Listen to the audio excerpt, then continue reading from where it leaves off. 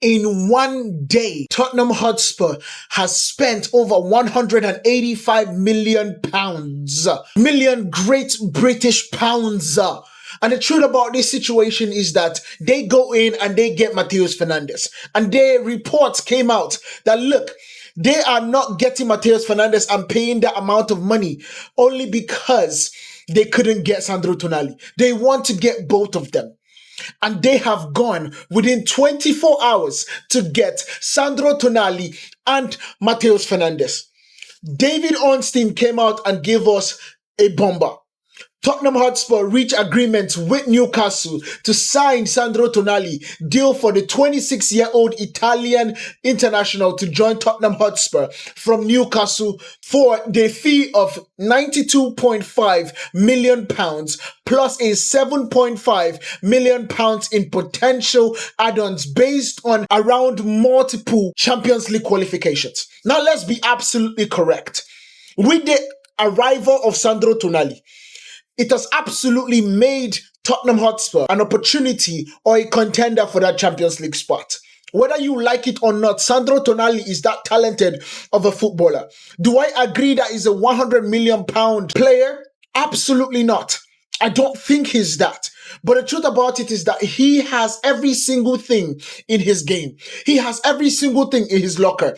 He's able to sit as a pivot. He's able to even take the ball forward and drive the ball moving forward, passing lanes. Every single thing Sandro Tonali has. Now, they are better players in the market than Sandro Tonali. However, Sandro Tonali is also Premier League proven. He is Premier League proven, playing in a system that Roberto De Zerbi understands. And of course, because Roberto De Zerbi is from the same place, they speak the same language. It is absolutely going to be mint when these two meet down. Why does this hurt me? Why does this absolutely infuriate me based on what I'm looking at? Sandro Tonali is someone that I had on my list for Manchester United for the replacement of Casemiro. I knew and I always understood what this guy is as a superstar, what he is as a footballer, what he is as a midfielder. However, Manchester United had cooled off their interest. And what we are seeing now is Spurs absolutely going out there, whether it's desperation or ambition. What we are seeing is them absolutely pushing all their chips to the entire middle of the table. Now, if you're looking at football, American football, the only team that I would say does this amount of thing is the LA Rams. There's a famous statement. They say, fuck them picks. That is what they say. Pardon my French, but that is what they say. And that is what Spurs are saying now. It's like, why are we talking about giving somebody that we know is going to help us in getting Champions League football? Why are we even negotiating based on the salary we pay him? If everything works well, we are going to have enormous amount of money to pay this person and actually increase our likelihood of getting the Premier League title. Because whether you like it or not, based on statistics, the more you spend in the transfer window, the more likelihood you are to become champions. It is crystal clear. We have seen it time and time again. Roman Abramovich came to Chelsea, splashed the cash, and absolutely won leagues upon leagues. Champions City owners came into the Premier League, splashed cash, did their voodoo magic when it comes to organizing the books, allegedly. Big titles. Arsenal splashed cash for Declan Rice, splashed cash for Victor Gyökeres, splashed cash for Zubimendi, splashed cash. They just kept on splashing. And they absolutely, after how many years, 20 years, become Premier League champions. How Manchester United are sitting in this situation without understanding this or this fundamental norms or let me say this fundamental situation to what the Premier League is going towards, I have no idea. Now I understand. I was one of the people that absolutely did not like the way we spent money on Jadon Sancho. I've always known that Jadon Sancho was not worth £75 million. I was not the eye back that we went to get Alexis Sanchez. Did not like it. The amount of money that we paid Alexis Sanchez, £400,000 per week, just to get him out of the grasp of Manchester City, absolutely irritating to me. I was not a fan for how much we paid for Anthony, £80 million after we bid 40 million. How we were able to jack up that price for 50%, I would never understand. I'm not a fan for that. I understand that. I complained about that. I wanted Manchester United to absolutely do something about that, and they are doing it. But we have to also understand that when it comes to football, we have trends. Football has trends. And seeing is midfield players are not going to go for anything less than 70 or 80 million pounds. And when we understand that, these kind of situations, we do not let them go by. So the question is, what can Manchester United do now that we have lost Elliot Anderson, Matheus Fernandes, Sandro Tonali? Because whether we like it or not, we had those people on our list. Now we are hearing some PR package about the likes of Bruno Guimaraes and Tchouaméni. There's no way in my mind, in my ever-loving mind, is new sell Sandro Tonali and Bruno Guimaraes in the same summer. It doesn't make any sense to me. There is no way. And the funny thing about it, even though Sandro Tonali, even though Bruno Guimaraes is 28 years of age, or going on 29, they are going to put a whole lot of bread on his price tag, whether we like it or not. If he was ever going to leave Newcastle, that is. Because this is a 26-year-old, someone that Paul Scholes have spoken about being the best midfielder in the Premier League.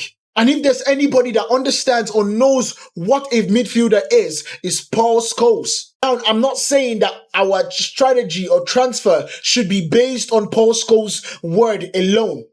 But my goodness, Manchester United, we need to start making moves. We need to go in there and talk to Real Madrid right now.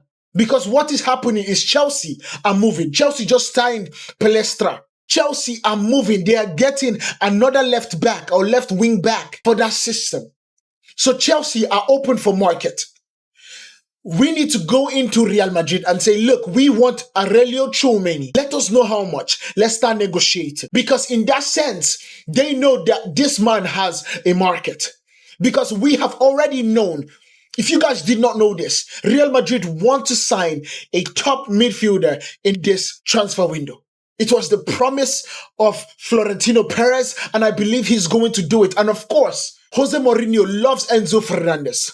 So this is a player that has already flirted with Real Madrid. He has literally said, take me to dinner. In fact, you don't even need to take me to dinner. Just take me home.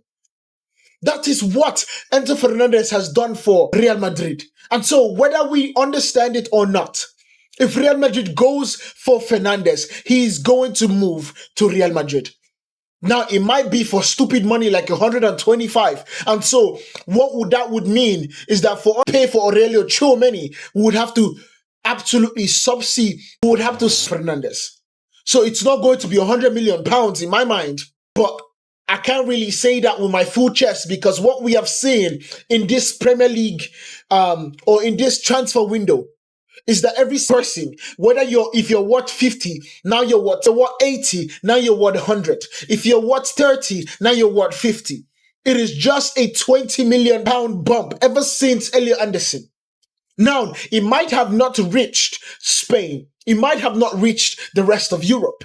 But what we know for a fact is that Manchester United need to start making moves right now.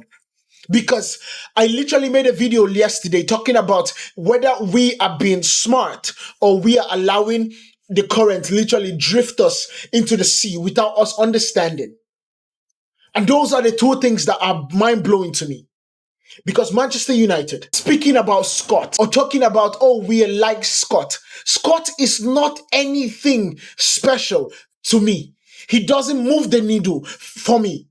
He does not need to wake up and smell what the Rock is cooking.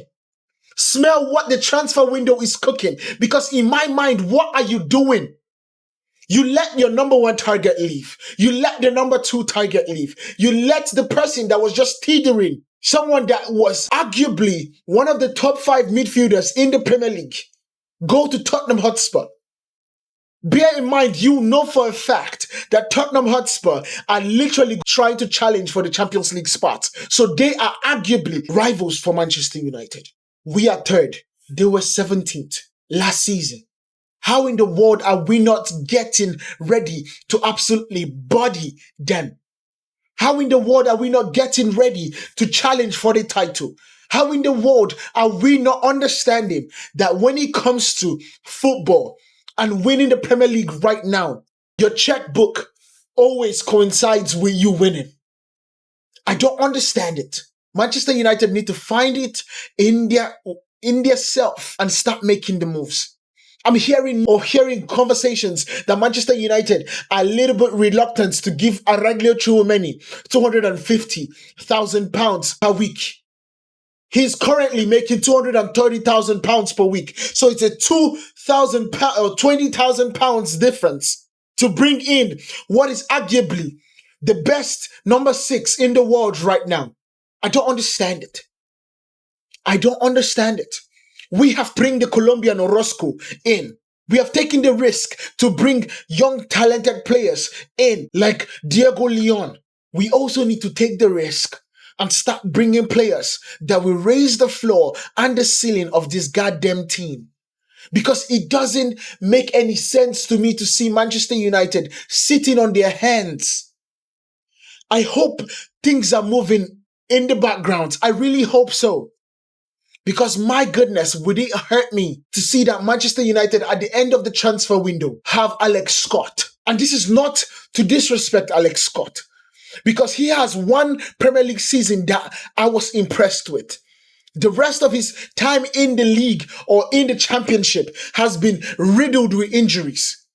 So putting our money on Alex Scott is literally throwing water in the well, using a spoon. It's not going to move an inch. I have to give credit to Tottenham Hotspur though. The ambition or desperation is absolutely enormous. They have absolutely literally gone and says, we are going to revamp every single thing in this midfield. And they have gone and done that. Let me know what you guys think about this down in the comment. Make sure you guys hit that like button, hit that follow button, and check out this video that we are going to be talking about Vucevic to Brighton Hove Albion. I'll see you guys in the next one. Peace.